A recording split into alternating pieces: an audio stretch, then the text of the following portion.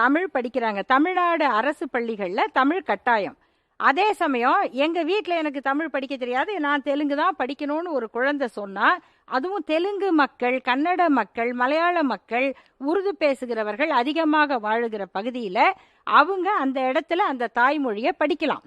இதுதான் ஒரு அரசினுடைய ஜனநாயக தன்மை. அதுதான் மக்களை மதிக்கிறது. இதுக்கு மேல எங்க இப்போ நாகராஜ் சார் என்ன சொல்றாருன்னா, அவர் என்ன சொல்றாருன்னு எனக்கு புரியுது கார்த்திக். அதாவது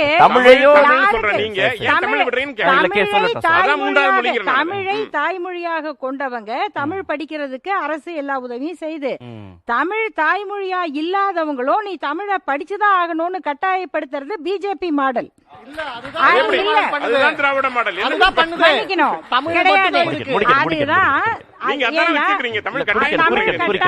தமிழ் தாய்மொழியா கொண்டவங்க படிக்கணும். எனக்கு தாய்மொழி தமிழ் இப்படி புரிஞ்சுக்கிட்டோமா? அப்ப இருமொழி கொள்கை தான், ஒண்ணு தாய்மொழி இன்னொன்னு ஆங்கிலம். அது மட்டும் அப்படிதான். அதுதான் திராவிட மாடல். திராவிட மாடல் அதாவது 5 கோடி மக்கள் இருக்கிறப்போ 2.5 கோடி முடியாது. 2.5 கோடி மக்களுக்கு தமிழ்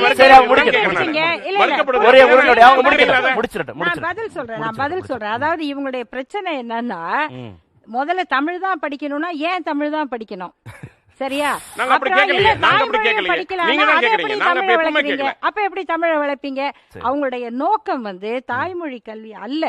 அவங்க NEP-ல வச்சிருக்கிறது என்னன்னா, தொடக்கப்பள்ளி மட்டும்தான் 5வது. முதல்ல இவங்கெல்லாம் குழந்தைகள் படிப்பை பத்தி பேசுறதுக்கு தேசிய கல்விக் கொள்கையை சொல்ற யாருக்கும் அடிப்படை தகுதி கூட கிடையாது. அடிப்படை ஏன் தெரியுங்களா? நான் சொல்றேன். எனக்கெல்லாம் ஒரு 8வது 10வது குழந்தைங்களோட பெற்றோரை பார்த்தா பாவமா இருக்கும். 8வது படிக்குது 10வது படிக்குதுன்னா அந்த குழந்தை பரீட்சை எழுதுறத விட பெற்றோர் படுற பாடு. நீங்க 3வது படிக்கிற குழந்தைக்கு பப்ளிக் எக்ஸாம் வைக்கிறேன்னு சொல்ற ஒரு கொள்கைங்க. எனக்கு இங்க ஒரு கொள்கையாங்க இது. 3வது படி இல்ல, நீங்க ஒரு நகைச்சுவையில பார்த்தேன். ஒரு 3வது படிக்கிற குழந்தை ஸ்கூலுக்கு போயிட்டு இடுப்புல இருந்து ஏதோ எடுக்குதான் பேப்பரை. டீச்சர் புடிச்சிட்டாங்களாம். என்னன்னா டயப்பர் மிஸ் அப்படின்னுச்சான். அதை பிட்டு நினைச்சிட்டாங்களாம் டீச்சர். இப்படி எல்லாம் நகைச்சுவை வருது.